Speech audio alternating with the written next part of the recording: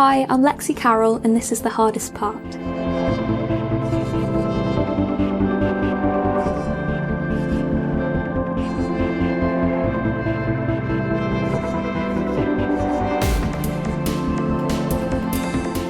Hello and welcome to The Hardest Part, the show that unravels the stories behind the most challenging songs ever written.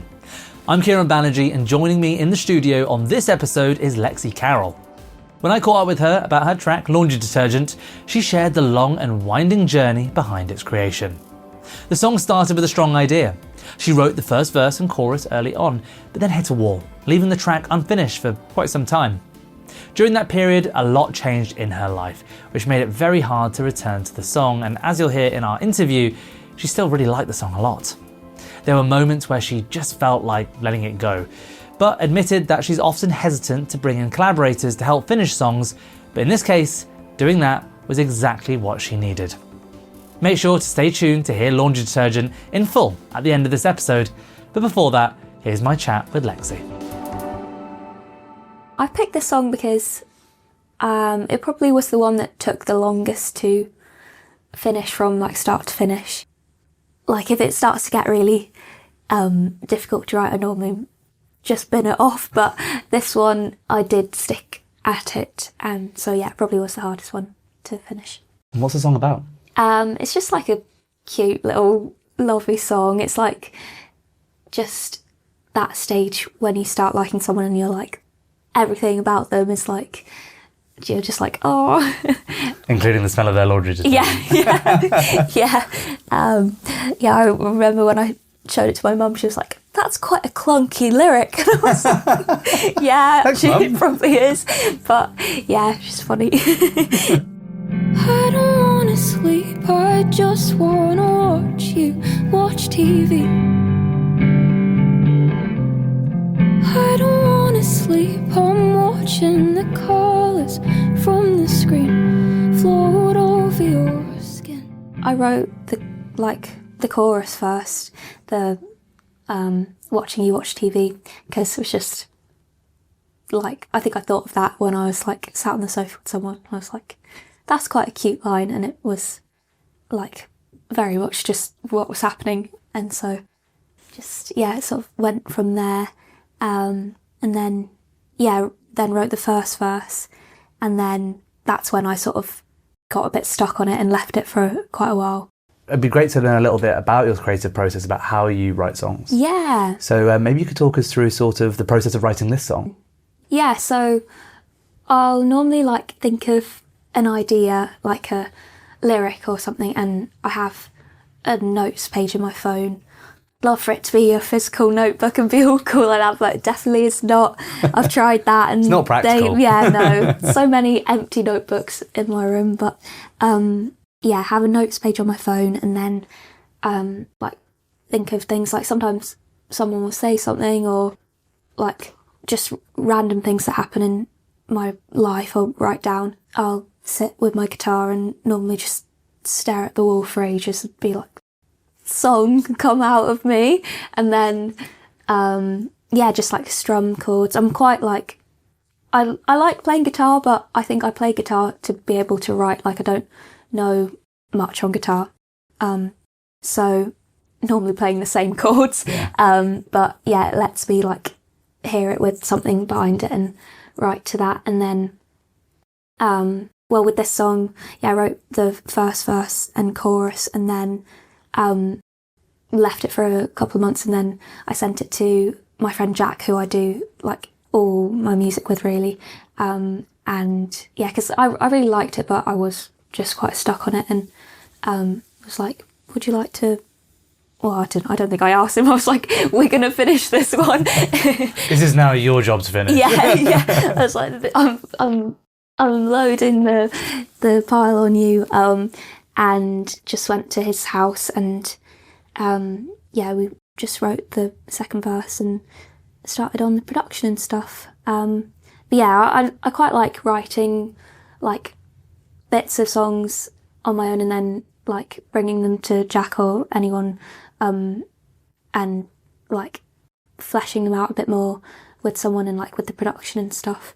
But I'm quite like, I did do like sessions where I just would go and like meet someone random and write a song. Like that's quite a thing that a lot of industry people like you to do, but I found it really difficult, and I think it's just a lot easier for me if I like am on my own and then bring something that I've got to someone, I think.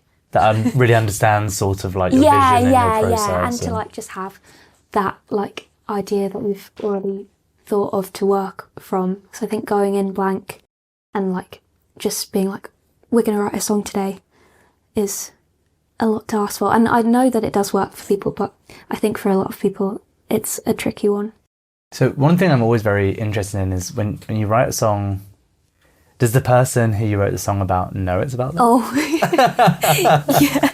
yeah. That is actually so funny because I never used to really write about, because I started writing when I was really young, and I just write random songs about nothing. Like I was writing all these very, very deep and sad love songs about absolutely nothing, because there was nothing going on in my love life. Like, don't have the most interesting love life now, but certainly wasn't anything going on when I was like 9 years old.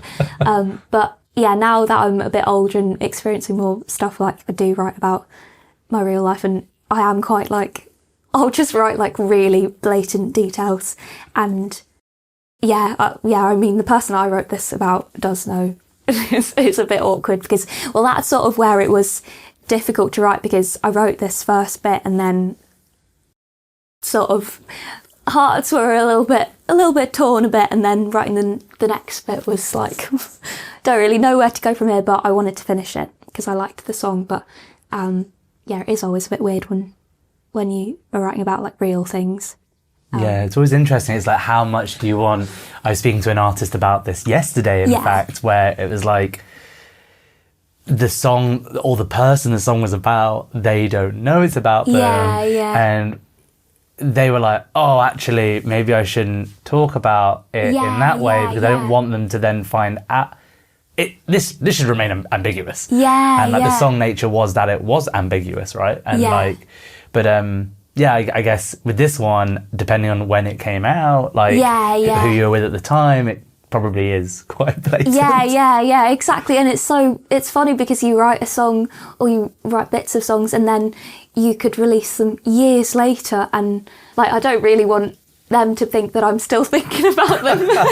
But you want to give them that glory. Yeah, but no, we're still friends, and actually I saw them yesterday and we did actually talk about like, well, I think we were a little bit like a few glasses of wine down, and we were just like having a bit of a laugh about it all, because it's quite funny because I have just released an EP that is very blatantly about it, and I was just like, I'm sorry, but like they were like, oh, like they're all really nice songs, like it's not like I was horrible in any of them. Who broached the subject first? Like, I'd love to have been at the table. Don't know. Like, I don't know, to be fair. Those songs you wrote, they're not about me, are they? Yeah.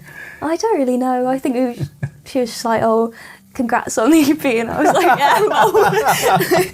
It was quite funny, but yeah, it's all fine. It's all fine now. We're getting closer, the smell of your laundry detergent stinging in my throat. Oh. You know, one of the things that I love talking to artists about is their perception of a song. So I always use this example.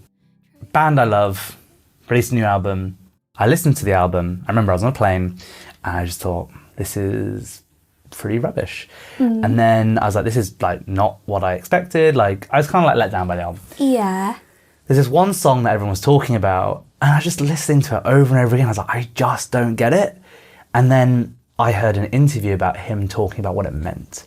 Oh, yeah. And then it's now my favourite of their songs. Wow. And it completely changed my perception of it. So as our audience are about to listen to the session you just did with us, is there specific parts of the song that you think that they should listen out to, which is possibly going to change the way they listen to that song?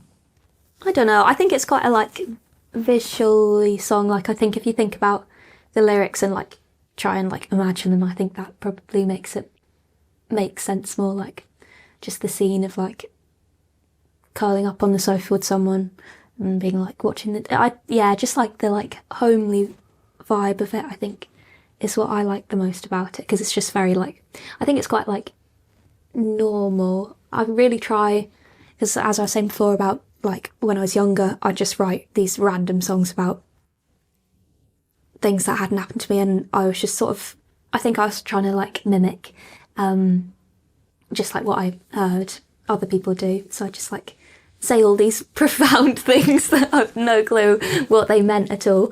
But I think nowadays I really try in my writing to like just talk about like really normal, real life-y things that happened to me. And I think this song is quite a good example of that, because it's literally just like you're sat on the sofa with someone. And then the second verse is like, we used to go out a lot, and it's like sort of like that journey of like getting ready and like doing our makeup and like being like, oh, and then going on the bus to like go out wherever. So it's like just very real lifey situations. It's actually my favourite part of the song is that like really beautiful sort of the romance of just homeliness. Yeah. Right, like the simplicity of watching TV together, or the smell of someone's laundry detergent, right? Like, actually, in all relationships, the simplest thing are normally the most beautiful parts of it, right? Oh, thank you. Yeah, that's definitely what I was trying to do, so I appreciate that.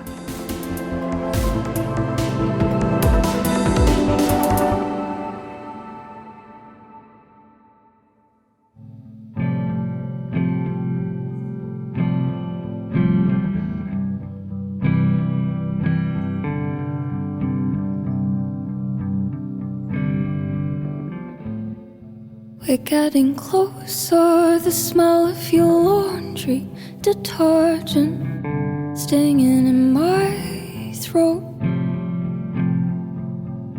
Oh, oh. Hold on the sofa, hands in my jumper, tracing train tracks, tic-tac-toe. Oh, oh. I don't wanna sleep, I just wanna watch you watch TV. I don't wanna sleep, I'm watching the colours from the screen float over your skin. And this is how it's supposed to be. Like this. This is how it's supposed to be. Like this. We're getting ready, my hands are unsteady, heavy heartbeat in my eyelids. Oh, oh. Taking the night bus, an hour to New Cross, drifting off, we could be flying. Oh, oh. I don't wanna sleep, I just wanna watch you watch TV. I don't wanna sleep, I'm watching the colours from the screen float over your skin. Like this, like this, like this, like this, like this, like this. I don't wanna sleep, I just wanna watch you watch TV. I don't wanna sleep, I'm watching the colours from the screen float over your skin. And this is how it's supposed to be. Like this. This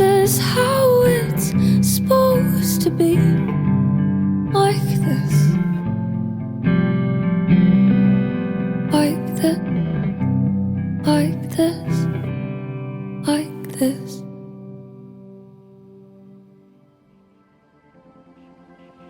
Thanks to Lexie for coming on the show. Make sure to subscribe and follow The Hardest Part wherever you get your podcasts. We're on all major streaming platforms, Spotify, YouTube, and of course Apple Podcasts. This episode of The Hardest Part was recorded at the Thin White Duke Studios in London, Soho. It's recorded by Max Walker and is mixed and produced by myself. Photos from today's session are by Callum and additional videography is by Giovanni Almonte. Thanks for tuning in.